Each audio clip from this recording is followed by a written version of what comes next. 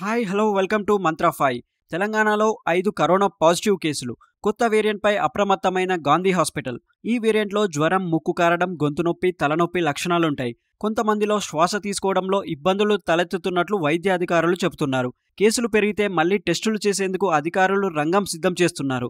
తప్పిపోయిందనుకున్న corona ముప్పు రూపు మార్చుకొని మళ్లీ వచ్చేసింది. కరోనా కొత్త వేరియంట్ JN.1 విజృంభిస్తుంది.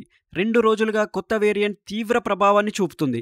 ఏకంగా మళ్లీ కరోనా మరణాలను పరిచయం చేస్తుంది. దీంతో కేంద్ర ప్రభుత్వం అప్రమత్తమైంది.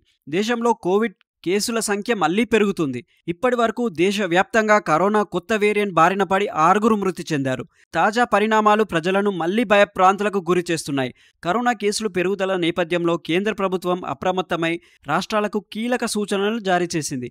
కరోనా కొత్త వేరియంట్ కేసులతో తెలంగాణ వైద్య ఆరోగ్య శాఖ అప్రమత్తమైంది. కరోనా చికిత్సలకు నోడల్ కేంద్రంగా ఉన్న గాంధీ హాస్పిటల్ సిబ్బంది కూడా అప్రమత్తమై కోవిడ్ కేసుల కోసం ప్రత్యేక ఏర్పాట్లు చేశారు.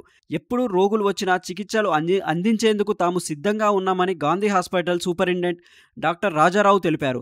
సాధారణ రోగుల కోసం 30 పడకల, గర్భిణీల కోసం మరో 20 ప్రత్యేకంగా కేటాయించినట్లు వెల్లడించారు. ఇప్పటి వరకు మన వద్ద అలాంటి కేసులు బయట పడలేదని చెప్పారు.